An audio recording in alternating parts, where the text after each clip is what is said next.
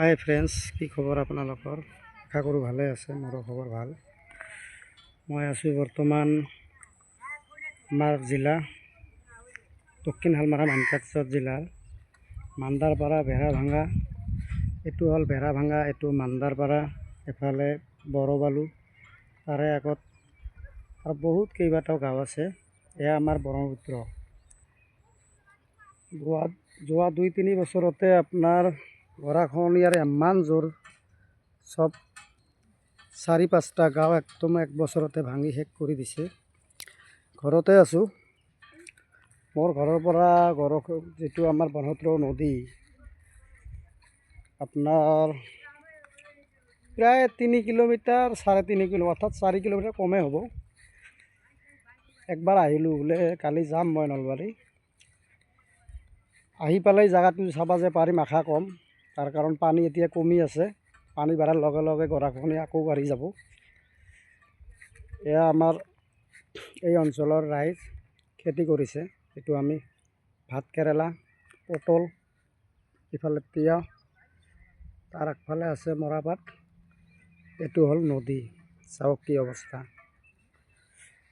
আৰু আমাৰ বিগত 15 বছৰে আছিল সাংসদ হিচাপে বদৰুদ্দিন আজমল চাহাব। তেখেতেতো মাতবল যি দিছিল আৰু অন্তত বাঁহৰ খুঁটা কিবা কিবি দিছিল। এইবাৰ আমি কংগ্ৰেছ লিডাৰ ৰকিবুল হুছেইন ডাঙৰীয়াক ক'ব গ'লে ভাৰতবৰ্ষত ৰেকৰ্ড কৰি ইমান ভোট দিছোঁ আমি।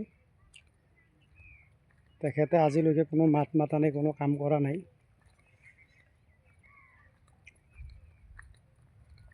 অকল ভোট বেংকৰ কাৰণে চবেই ৰাজনীতি কৰে আমাৰ এইখন পিছপৰা জিলাত, কিন্তু নদীৰ প্ৰডাকশ্যনৰ কাৰণে কোনো কাম নকৰে।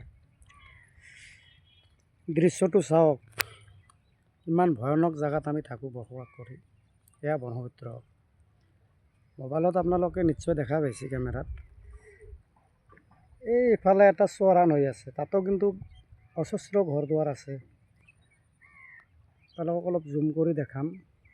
এই যে চৰত ঘৰ দেখা পাইছে, এয়া হ'ল আমাৰ এই অঞ্চলৰ মানুহৰ অৱস্থা। এতিয়া আমাৰ ইয়াতে যদি MLA হওক, সাংসদ হওক, তাৰমানে যিটো দলে চৰকাৰ গঠন কৰিব, সেই দলৰ আমাৰ নচিব নহয়। তাৰমানে হ'লে আমি বিৰোধীত থাকিম, নহ'লে নিৰ্দলীত, কোনো কাম নহয়। আৰু যদিও মই ভাবোঁ, যদি এতিয়া চৰকাৰত ধৰক কংগ্ৰেছ চৰকাৰো যদি আহে, কংগ্ৰেছ চৰকাৰ অহাৰ যদি আমাৰ ইয়াৰে সাংসদ বা বিধায়ক যদি চৰকাৰৰে থাকে, তাৰ পিছতো কাম নহয়। তাৰ কাৰণ চবে জানে এইখন পিছপৰা জেগা, ইয়াতে মানুহ অলপ কিছুমান আমাৰ নেতা আছে, অলপ পইচাৰ কাৰণে আমাৰ এই অঞ্চলৰ ৰাইজক ইমান হাৰাশাস্তি কৰি আছে। পকেটত অলপ পইচা ভৰিল আৰু মাতবল নাই, বাছ তাহাঁতে বিন্দাছ থাকিল। এতিয়া আমি গৰীব দুখীয়া যিসকল মানুহ আছে, তাহাঁতৰ অসুবিধা হয়। এই অৱস্থা চাওক। এইটো ভিডিঅ' বনোৱাৰ মোৰ কোনো উদ্দেশ্যই নাছিল। বহুত দুখত কৰিছোঁ আৰু যে আমাৰ জনসাধাৰণ ৰাইজ চাওক আৰু ভিডিঅ'টো শ্বেয়াৰ কৰি অন্তত আমাৰ চৰকাৰৰ ওচৰলৈ যাতে যায়, চৰকাৰে যাতে আমাক অলপ চায় যে এই অঞ্চলৰ ৰাইজ, এই অঞ্চলৰ মানুহ, নদীটো আৰু যদি ভাঙে, আমাৰ এই যিখিনি আছে, এইটো হ'ল এটা গাঁও।